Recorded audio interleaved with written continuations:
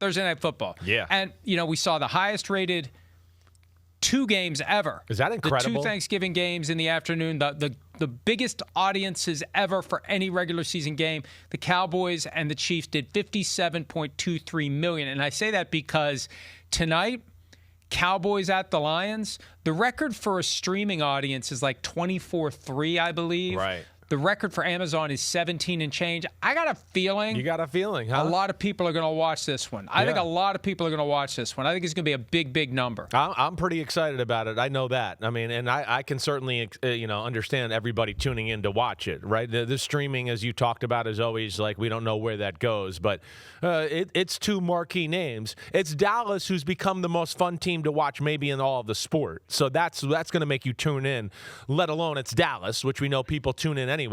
And Detroit, as we know, has kind of become an NFL brand name the last few years. People love Dan Campbell. People have latched on to their style of football, and to the point with Dallas, they're fun to watch too. So you're going to see some exciting big-time playmakers tonight in a big game that is, not desperation, but about as close as it gets to that, to where you start the 4-alarm fire, right? I think for the Cowboys, absolutely, they need to right. continue this 3-game winning streak. For the Lions, it's not as big of a panic if they lose, but that tie, the Cowboys lose and fall to 6-6-1. They're looking at a maximum possible record of 10-6-1, 11-6 will knock them out without tiebreakers, and I think 10-6-1 is not going to be good enough to make it in the NFC. So they need this one, I think, a little bit more than the Lions. But the idea of the Lions having 3 times the number of losses they had last year with 4 games left, we never would have thought that would happen. So for tonight, the Lions are 3-point favorites at home with a 54.5 over-under. This is the first of 6 games this week where both teams are 500 or better. Do the Lions get win number 8? Do the Cowboys get win number 7 and 4 in a row? Well, I think it's going to be a really high-scoring football game. I guess that's where I look right away. Right? I don't think there's going to be – the way Detroit's playing on the defensive side of the ball and what you saw last week and what we've seen other weeks, right? They're a team that likes to play man-to-man. All right? They're a team that, with their front 4 – they don't get a ton of pressure on the quarterback. So when I look at that, I just go, that's not a good recipe against Dallas. And then Dallas just runs the ball just enough to keep you honest. And if they have a little success, they're pretty good at staying with it. That's one of Schottenheimer's calling cards, is the run game. But he knows right now the calling card for this team is the pass game and these 2 damn receivers that are just absolutely on fire.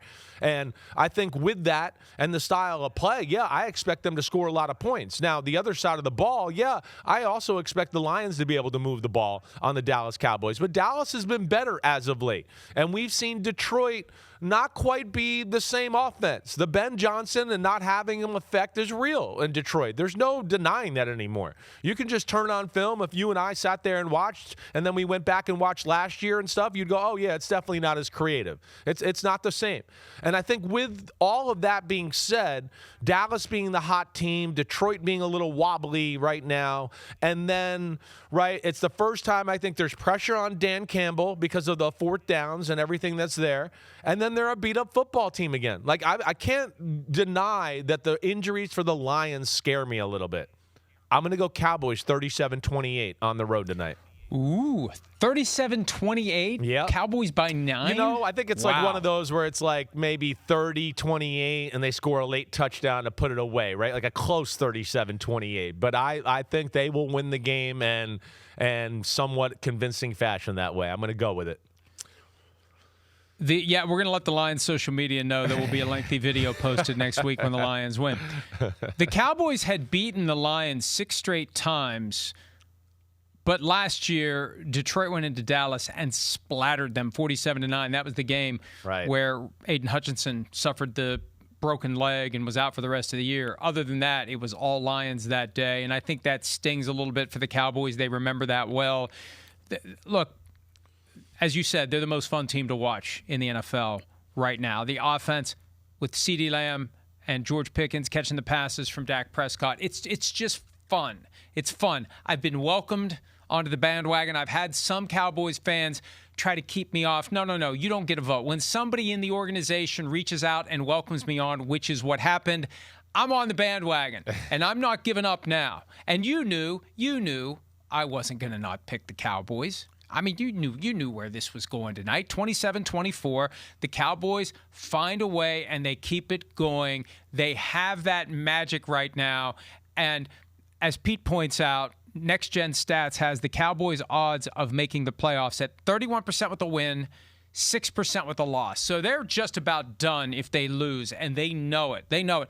And Dak Prescott had the comments after the win over the Chiefs. None of this matters. Nothing we've done matters.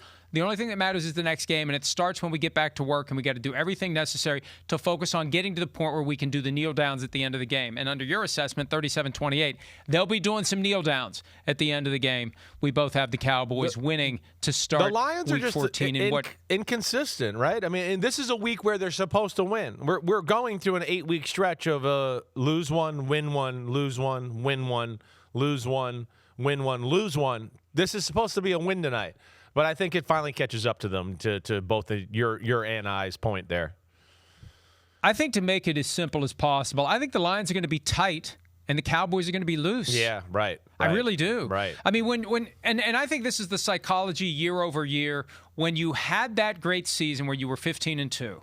And you had everything in front of you, and you blew it in the divisional round. I think it's so hard to go back to 0-0 and fight your way out of it. And once it starts to slip, it can all fall apart. And I feel like between the injuries and the very significant consequences of not having Ben Johnson, Dan Campbell calling plays, and it's frankly not going well.